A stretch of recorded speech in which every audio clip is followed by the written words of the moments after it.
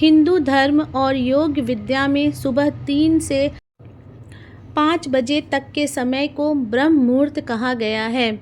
इसे साधना, ध्यान, जप और पूजा का सर्वश्रेष्ठ समय माना जाता है। इस समय जागने वाली स्त्री के अंदर आध्यात्मिक शक्ति और संवेदनशीलता अधिक होती है। सुबह 3 से 5 का रहस्य।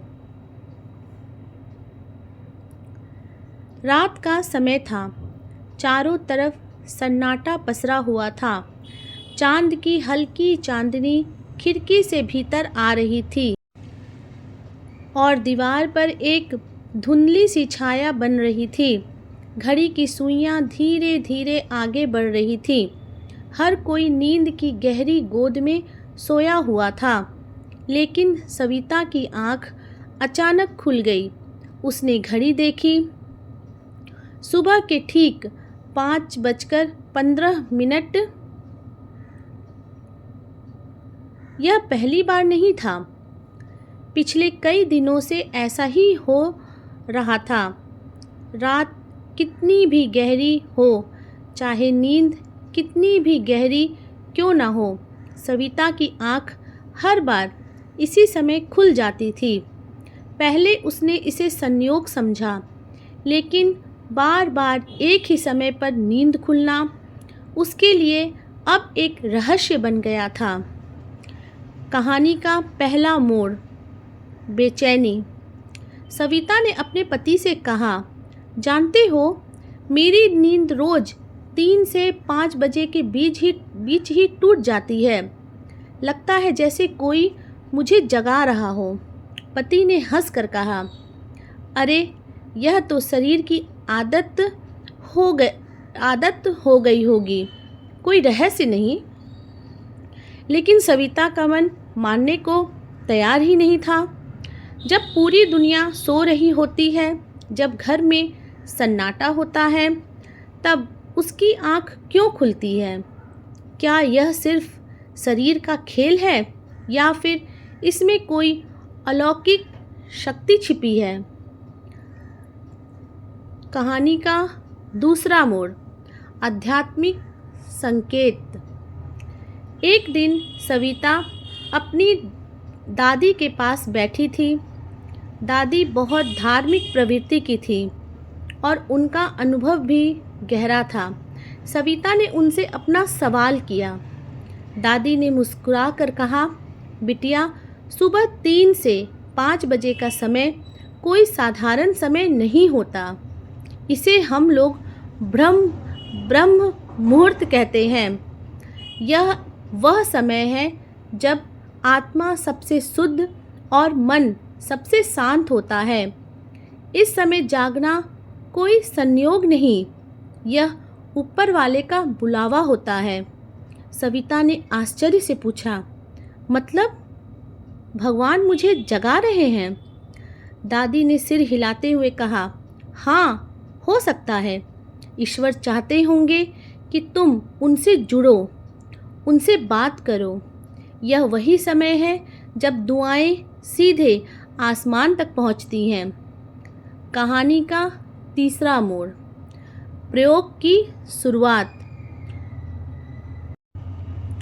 उस रात फिर उसकी नींद 3:10 पर खुल गई, लेकिन इस बार उसने करवट नहीं बदली। वह उठी, हाथ मुंह धोया और शांत मन से एक कोने में बैठ गई। उसने दादी की बात याद की और पहली बार इस समय प्रार्थना की। अजीब सा सुकून मिला। ऐसा लगा जैसे चारों तरफ कोई अदृश्य ऊर्जा फैली हुई है जो उसे घेर रही है। उसके दिल से निकली हुई हर दुआ जैसे तुरंत सुन ली गई हो। चौथा मोड़, रहस्य का विस्तार। धीरे धीरे यह उसका नियम बन गया। हर रात नींद खुलती और वह उठकर ध्यान करने लगती।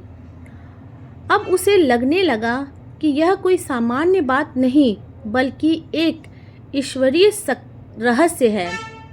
वह क्या सारी औरतों के साथ ऐसा होता है या सिर्फ मुझे यह अनुभव मिल रहा है।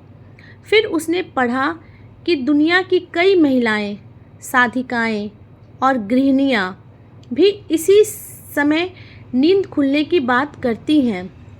कुछ इसे दिव्य शक्ति मानती थी तो कुछ इसे शरीर की जैविक घड़ी, बायोलॉजिकल क्लॉक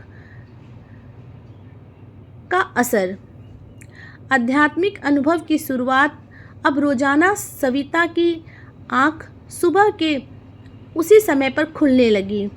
पहले उसे आश्चर्य होता था, अब उसे आदत सी हो गई। लेकिन जब भी वह इस समय जागती और ध्यान करती, उसके मन में एक नई ताजगी भर जाती। धीरे धीरे उसने महसूस किया कि उसके जीवन की कई परेशानियां हल हो रही हैं। जो काम पहले रुक जाते थे, उनमें आसानी होने लगी। परिवार में जो तनाव था वह कम होने लगा। वह मन ही मन सोचती, क्या सचमुच यह सब उसी समय प्रार्थना करने का असर है? क्या ऊपर वाला इस समय ज़्यादा सुनते हैं? परिवार की नज़र। सविता की यह आदत अब घर के बाकी लोगों की नज़र में भी आने लगी। पति ने मजाक में कहा, अब तो तुम साध्वी बन गई हो, रात के अंधेरे में उठकर मंत्र जप करती हो। बच्चे भी कहते, माँ आप इतनी सुबह क्यों उठ जाती हो, सो जाया कीजिए। लेकिन सविता ने हार नहीं मानी। उसे पता था कि यह समय कोई साधारण समय नहीं, बल्कि किसी बड़ी शक्ति का संकेत है। पुरानी किताबों का अध्ययन। एक दिन सविता ने तय किया कि वह इस रहस्य को गहराई से समझेगी। उसने दादी की पुरानी धार्मिक किताबें निकाली। वहाँ उसे कई जगह लिखा मिला, ब्रह्म मुहूर्त में की गई साधना 100 गुना फल देती है। सुबह के अंतिम पहर में आत्मा और परमात्मा का मिलन सबसे सहज होता है। यह समय दुआ की कबूलियत और ध्यान की सिद्धि का है। इन पंक्तियों ने सविता के दिल में अजीब सा उत्साह भर दिया। अब उसे पूरा यकीन हो गया कि उसकी नींद का बार बार इसी समय खुलना कोई संयोग नहीं है, बल्कि एक गहरा संकेत है। बदलता जीवन। धीरे धीरे उसकी सोच बदलने लगी। अब वह छोटी छोटी बातों पर गुस्सा नहीं करती थी। परिवार के साथ उसका व्यवहार और मधुर हो गया। उसकी सहेलियां हैरान थी कि सविता इतनी शांत और प्रसन्नचित्त कैसे हो गई है। सविता ने उन्हें राज बताया, जब मैं सुबह 3 से 5 के बीच ध्यान करती हूँ तो मुझे लगता है जैसे कोई बोझ उतर गया हो। मेरी आत्मा हल्की हो जाती है। कुछ सहेलियां हंस दी, लेकिन कुछ ने उसकी बात को गंभीरता से लिया। रहस्यमयी सपना। एक रात ध्यान करने के बाद जब सविता सोई तो उसे एक अजीब सपना आया। सपने में उसने देखा कि वह एक उजले मैदान में खड़ी है। चारों तरफ प्रकाश ही प्रकाश है और एक मधुर आवाज़ उससे कह रही है, तुम्हें जगाया गया है क्योंकि तुम्हें कुछ खास करना है। इस समय जागना तुम्हारी आत्मा की तैयारी है। सपने में जागकर उसका दिल तेज तेज धड़क रहा था। वह समझ नहीं पा रही थी कि यह सपना मात्र कल्पना था या सचमुच कोई दिव्य संदेश। आत्मा का रहस्य। जब सविता को लगने लगा कि उसकी आत्मा किसी नए रास्ते की ओर बढ़ रही है, उसने महसूस किया कि इस समय उठना सिर्फ इबादत के लिए नहीं, बल्कि आत्मा की शुद्धि के लिए भी है। उसका मन अब दूसरों के दुख दर्द से ज़्यादा समझने लगा। छोटी सी मदद करने पर भी उसे गहरा संतोष मिलता। यह अनुभव उसे पहले कभी नहीं हुआ था।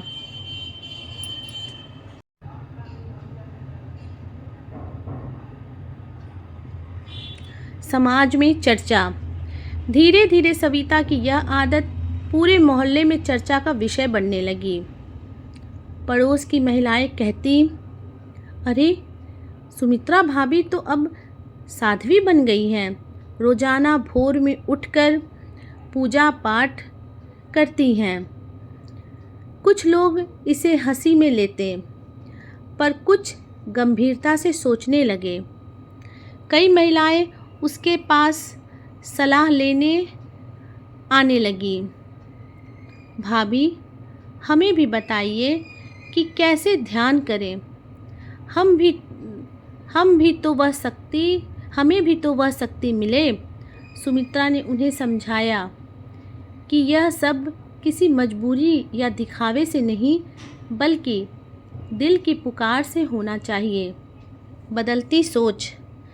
अब सुमित्रा का जीवन पूरी तरह बदल चुका था। पहले वह घरेलू झगड़ों और छोटी छोटी बातों में उलझ जाती थी, लेकिन अब वह मौन और धैर्य से हालात संभाल लेती। पहले उसे अपने काम का बोझ लगता था, अब वही काम उसे पूजा जैसा लगता। वह महसूस करने लगी कि उसका हर दिन भोर की उस साधना से ही शक्ति प्राप्त करता है। एक नया अनुभव। एक दिन सविता ने तय किया कि वह केवल ध्यान ही नहीं, बल्कि उस समय दूसरों के लिए दुआ भी करेगी। उसने पड़ोस की बीमार औरत के लिए दिल से प्रार्थना की। कुछ दिनों बाद जब उस औरत की तबीयत सुधर गई, तो सभी ने इसे सुमित्रा की दुआ का असर माना। सुमित्रा सोच में पड़ गई। क्या सचमुच मेरी प्रार्थना से यह हुआ, या यह सिर्फ संयोग था? लेकिन उसके दिल ने कहा, यह वही रहस्य है जिसके लिए तुम्हें हर सुबह जगाया जाता है। रहस्य का खुलना। अब सुमित्रा को यह समझ आने लगा कि सुबह 3 से 5 का समय केवल व्यक्तिगत शांति के लिए नहीं, बल्कि दूसरों के कल्याण के लिए भी है। इस समय की गई दुआ और प्रार्थना न केवल खुद पर असर डालती है, बल्कि वातावरण और आसपास के लोगों पर भी सकारात्मक प्रभाव छोड़ती है। वह अक्सर सोचती, ईश्वर हमें क्यों जगाते हैं? शायद इसलिए कि हम केवल अपने लिए नहीं, बल्कि पूरी सृष्टि के लिए दुआ कर सकें। दादी की सीख। एक शाम उसने फिर दादी से पूछा, दादी, क्या सचमुच मेरी प्रार्थना से औरों की मदद हो सकती है? दादी ने मुस्कुराते हुए कहा, बिटिया, सच्चे दिल से निकली दुआ कभी खाली नहीं जाती, और जब दुआ उस समय की जाए जब आत्मा सबसे शुद्ध हो, तो उसकी ताकत कई गुना बढ़ जाती है। यही वजह है कि तुम्हारी नींद उसी समय खुलती है। यह कोई रहस्य नहीं, यह तो तुम्हारे जीवन का मार्गदर्शन है। नया संकल्प। अब सुमित्रा ने ठान लिया कि वह इस समय को कभी व्यर्थ नहीं जाने देगी। वह रोजाना ध्यान करेगी, अपने परिवार और समाज की भलाई के लिए दुआ करेगी, और दूसरों को भी बताएगी कि सुबह 3 से 5 का समय क्यों इतना अनमोल है।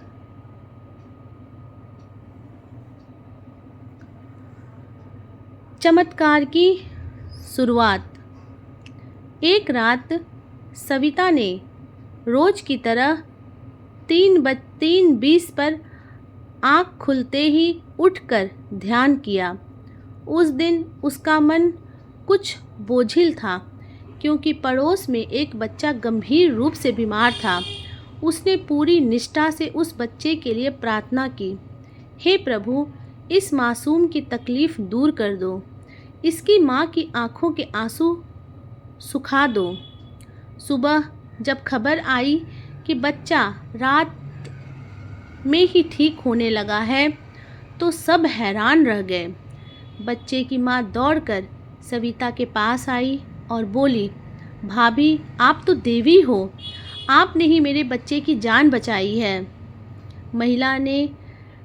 सविता ने शांत स्वर में कहा, नहीं बहन, यह मेरी दुआ का नहीं, उस परम शक्ति का चमत्कार है जो इस समय सबसे ज़्यादा सक्रिय होती है, आत्मा का गहरा जुड़ाव। अब जब भी वह ध्यान करती, उसे लगता जैसे कोई अदृश्य शक्ति उसके पास आकर बैठ जाती है। कभी उसे लगता कोई उसे मार्गदर्शन कर रहा है, कभी ऐसा लगता जैसे उसके दिल में कोई दिव्य प्रकाश भर रहा है, और कभी उसकी आँखें अपने आप नम हो जाती। बिना किसी कारण के उसे एहसास होने लगा कि यह समय केवल प्रार्थना का ही नहीं बल्कि आत्मा और परमात्मा के मिलन का द्वार है। समाज का असर। धीरे धीरे पूरे गांव की औरतें सुबह के समय जागकर उसके साथ बैठने लगीं। कभी कोई अपने पति की बीमारी के लिए दुआ मांगती तो कोई अपने बच्चों के भविष्य के लिए, और हर बार सविता बड़ी शांति से कहती, दिल से मांगो, क्योंकि इस समय की गई प्रार्थना बहुत तेज़ी से सुनी जाती है।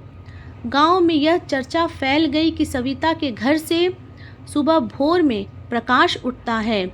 लोग कहते, यह घर अब साधना का धाम बन गया है।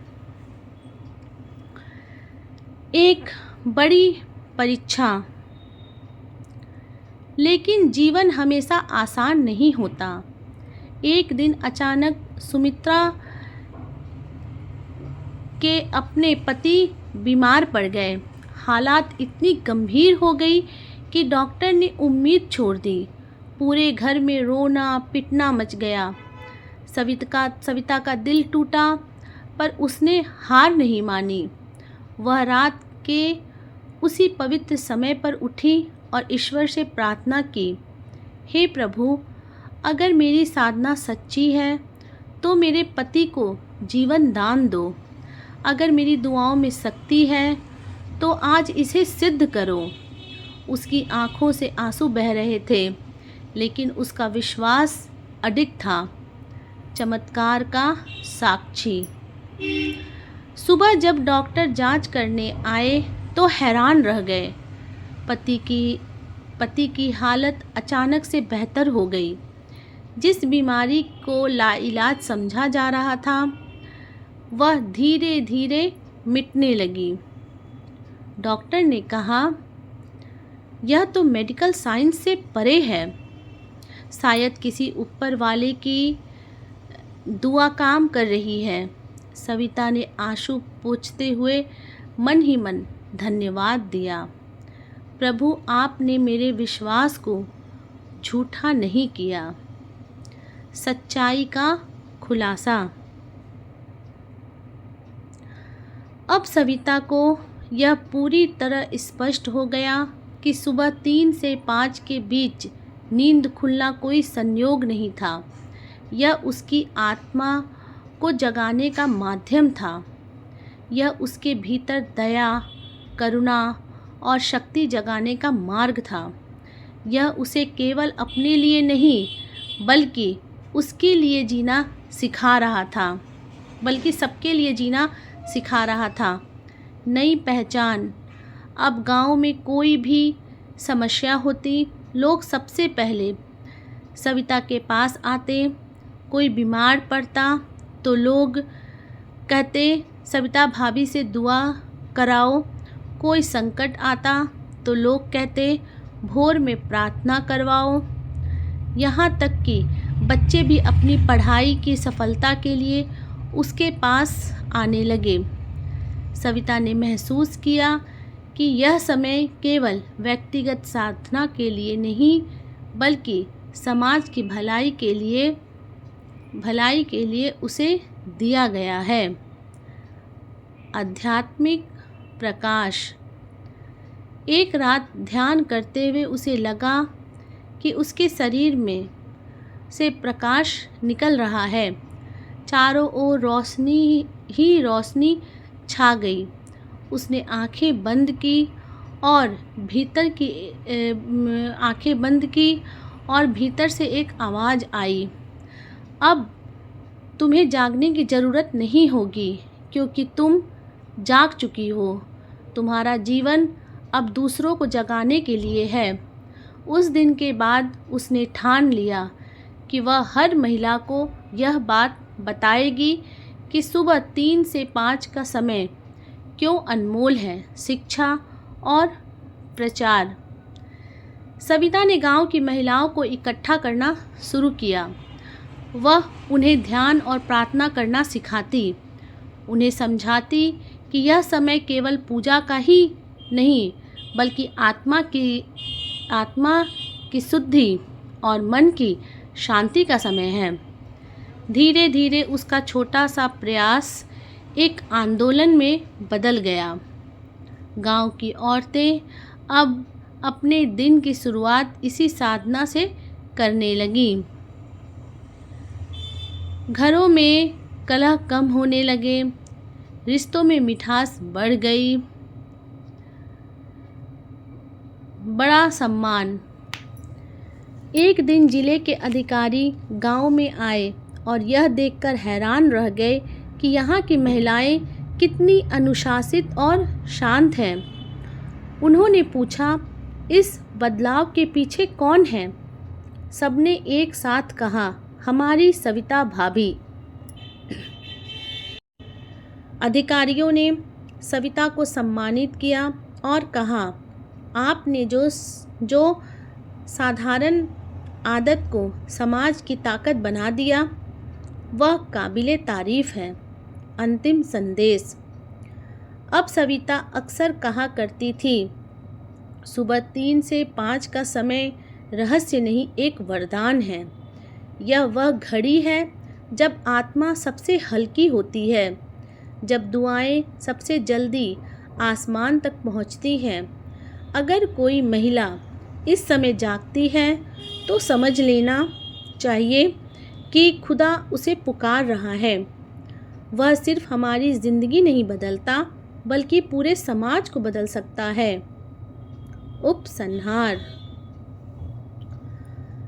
समय बीत गया। सविता अब उम्र दराज हो चुकी थी, लेकिन उसकी आंखें अब भी रोज़ उसी समय खुलती। वह मुस्कुराकर कहती, यह अब मेरी आदत नहीं, यह मेरी आत्मा का हिस्सा बन चुका है। उसकी ज़िंदगी ने साबित कर दिया कि सुबह 3 से 5 के बीच का समय सिर्फ नींद टूटने का नहीं बल्कि ईश्वर से मिलने का आमंत्रण है। अंतिम निष्कर्ष। जो भी महिला इस समय जागती है, समझो उसे ऊपर से बुलावा मिलता है। यह समय तहज्जुद की तमाज, ब्रह्म मुहूर्त का ध्यान और आत्मा की शुद्धि के लिए सर्वोत्तम है। इसमें की गई दुआएं और साधना न केवल व्यक्ति के जीवन को बल्कि पूरे समाज को बदल सकती है। धन्यवाद।